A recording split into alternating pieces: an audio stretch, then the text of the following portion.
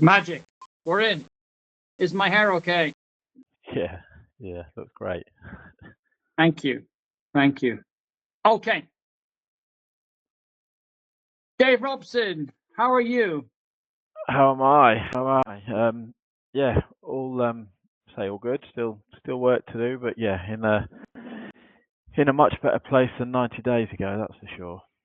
Lovely, lovely. Well, the purpose of our call is to try and maybe summarize, sum up, and to share some of your experiences that you've gone throughout this really genuinely transformative journey that you've been on in the last 90 days. So I've got some questions for you. I want your story to be out there. I want your story to be shared with other people out there, because I think there's a powerful message to be had there.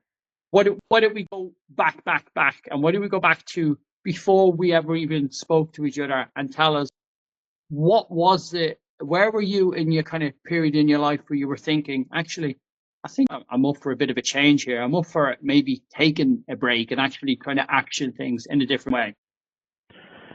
Yeah, so there's loads I could go into then, so I'll try and keep it fairly brief, I suppose, or round it up. I think I'd taken breaks from alcohol previously, once been 13 months, then 6 months, then always gone back to booze.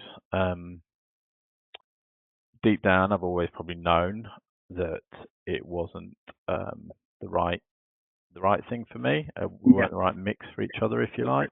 And I've always kind of looked at it like, well, I always looked at it as a release, as a way to switch off from whatever was going on, whether it be work, whether it be not feeling I was achieving what I wanted to achieve.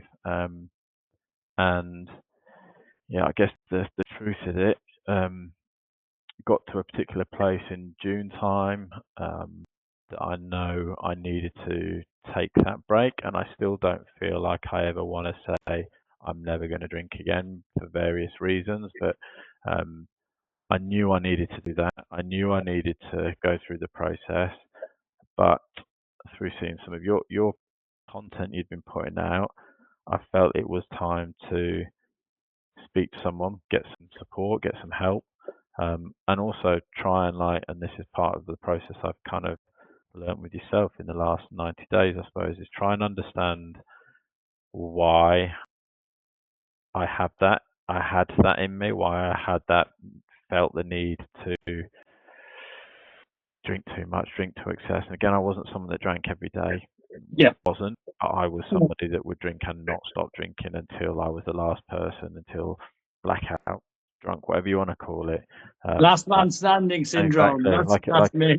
Yeah, like a bad badge of honor, which was just farce in itself, isn't it? Yeah. So yeah, I needed to speak to someone, and obviously had a chat with you, and felt, for me, it's about, like with anything, whether it's friendship, business, in this bit of coaching, which is the first kind of time I've ever really invested in myself from a financial point of view, feel comfortable in knowing that you want to go to some deep, at times dark places, and get to the real root cause of everything. So I think that was a big turning point in me in accepting I needed support.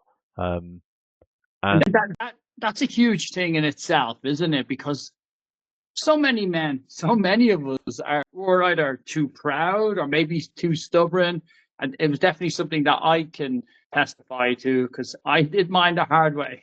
It took me between 3 to 4 years of kind of mistakes. So now that you've kind of done 90 days and you're not showing any signs of slowing down and wanting to ever kind of go back to those older ways, I suppose it's something now that you can look back on and go, actually, that was the right thing for you to do at the time. Yeah, 100%. And I think, being frank, and last week was whatever it was like Mental Health Awareness Day, and I put a post out as a husband, father foremost, and someone who owns a business. I think I was always, and I put a post out, and I was thinking, is this, how will the team see this? And I've always been really open and honest as I can be with the team, because I want the same. I'd like the same back, because like, life's freaking tough sometimes, right? And And what was the nature of that post, just for anyone who's listening to this who hasn't read it?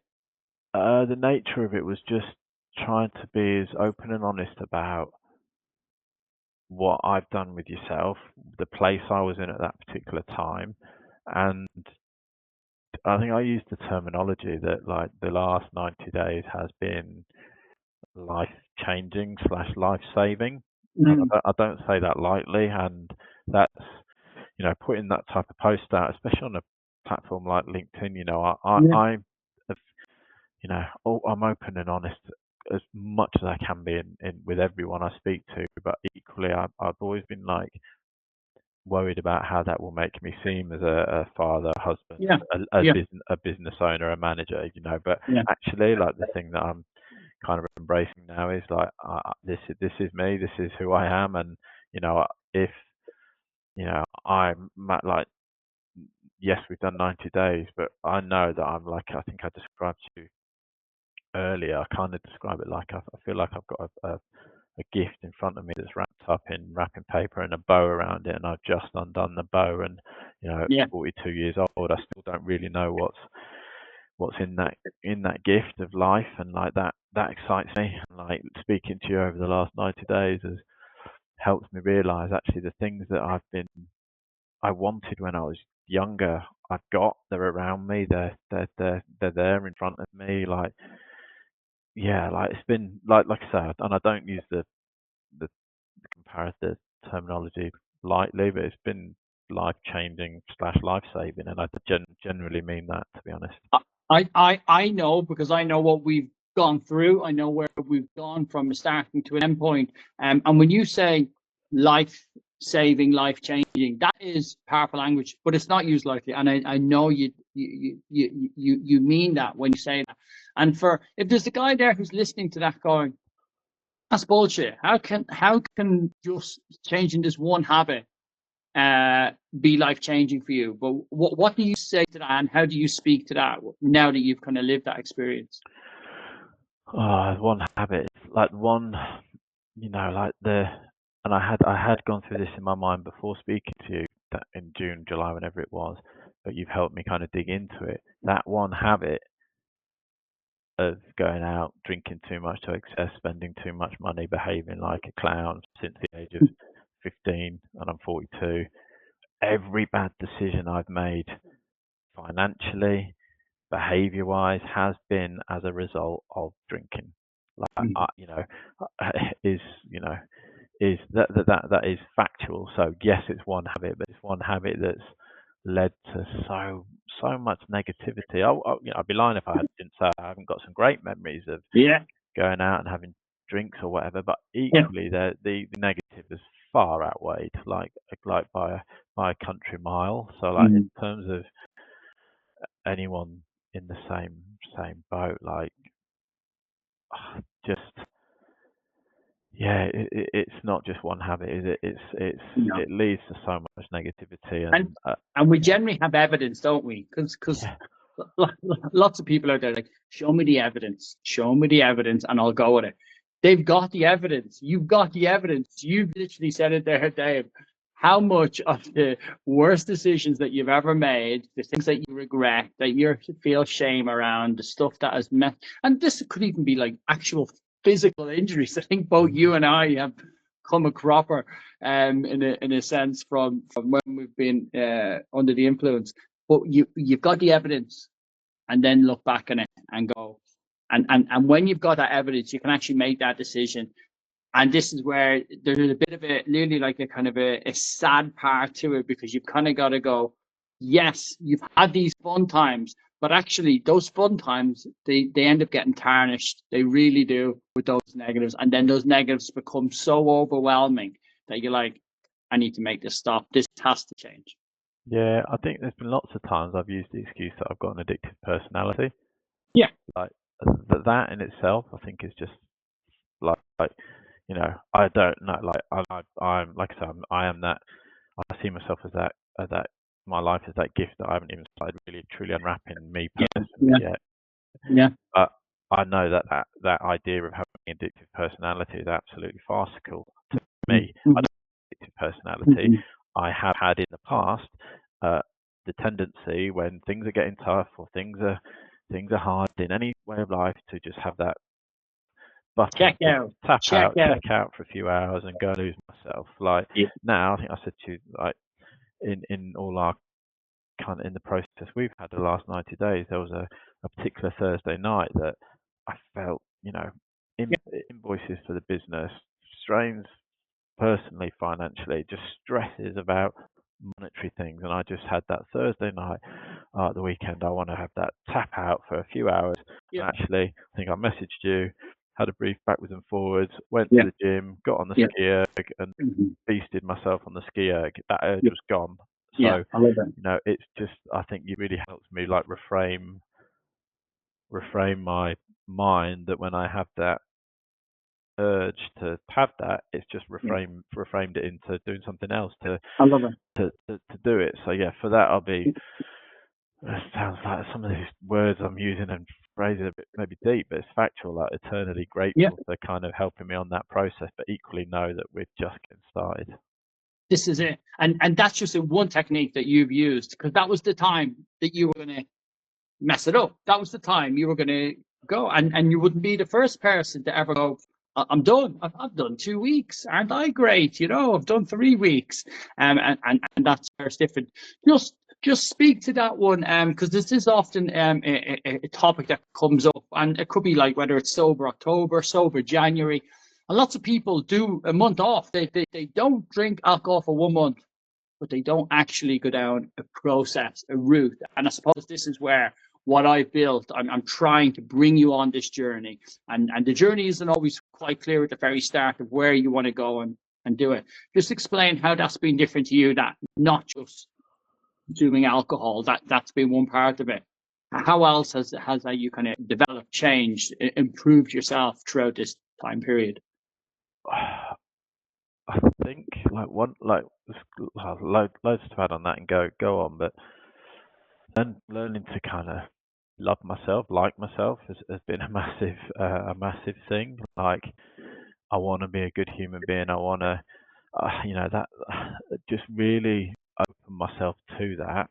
I think to touch on like the dry January type of thing, I wouldn't ever want to say that isn't a good thing. Like as I talk to you now and having been through the process of being dry in 3 different patches of my life, if that I things happen for a reason, but if I was sitting here now and that is, if it's within my mind that I need to have a dry January, it's probably a bit deeper than that.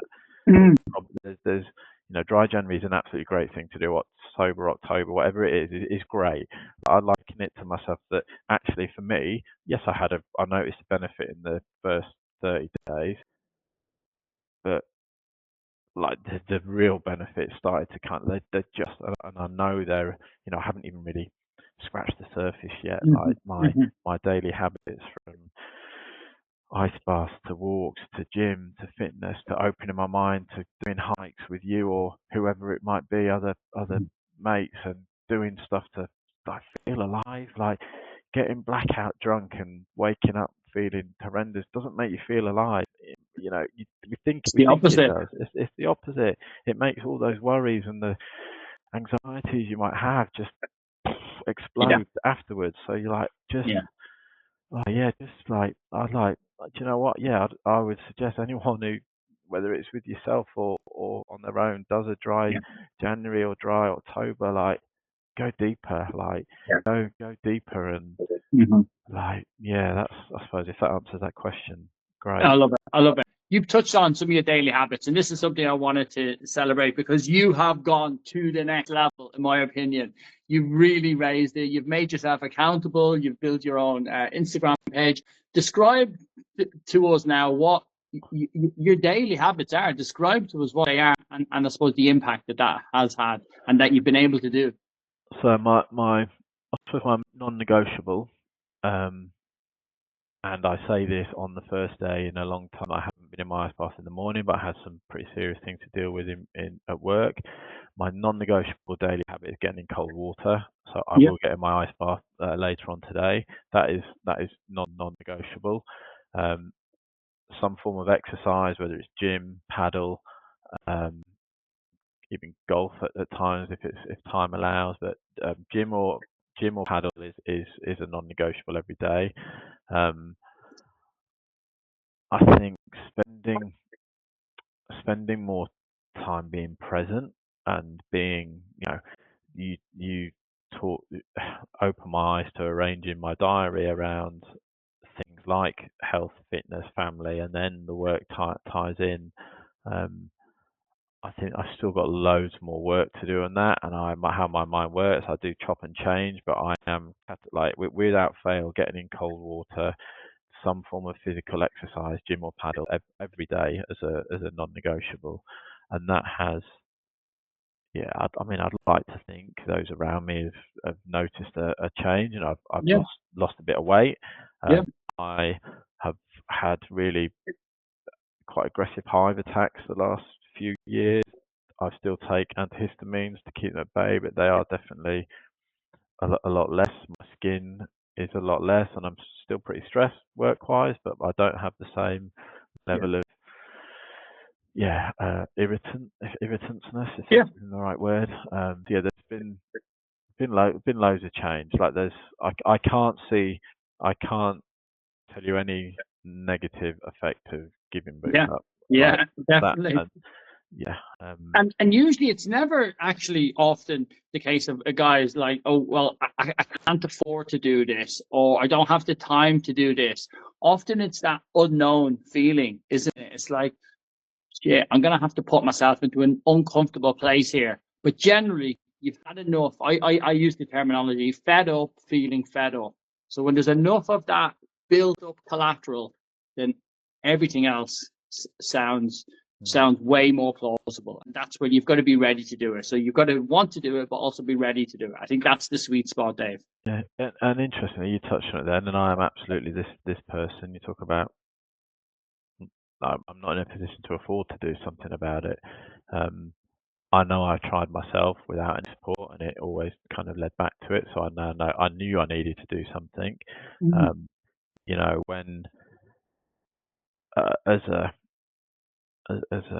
person, as a bloke, having been out on several bloke things, I know the type of money that a lot of blokes spend when they go out on the lads blowout trips, whatever you want to call it. If when I was in that kind of frame of mind, if you'd have said to me, "Hey Dave, you want to invest X in yourself to kind of get to this place?" I'd be like, "Ooh, yeah, that seems like steep." When you break that down into what does that equate to in those blowouts, it doesn't even there's no comparison, and shift in my, we all, I think I said this, I love a little comparison at the minute, but we all service our cars to prevent them from breaking. We all do that. Most of us do that. But when it comes to servicing, and this is me talking about myself, when it comes to servicing myself, I've joined gyms on and off over the years, but I've never continued apart from the period. When we think about putting money on ourselves for our well-being, our mental state of mind, whatever you want to call it, even people when you talk to, they're like, "Oh, that's loads of money." But how much does it cost for a couple to go out for dinner and a couple of bottles of wine? It's just the way we all see things, and it is. It's what you value as well. And the people that have done the periods, whether they've done 60 or 90 days or beyond, they cannot look back and go, "Wow, imagine if I hadn't have done this. Imagine if I had have missed the opportunity to be able to do it." And it's so unquantifiable. And the fact that you have done it. It's and the ripple effect is something we often talk about. That ripple effect is huge. It goes into you being a better father, a better business owner, a better boss to be around, a better partner. Your health is never, you've not felt and looked this good in years.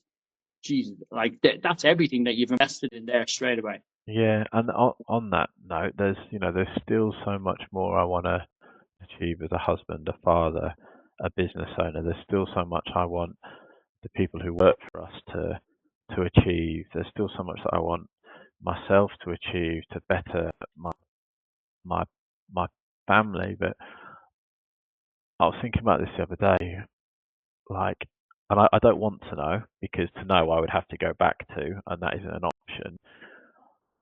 But I do just that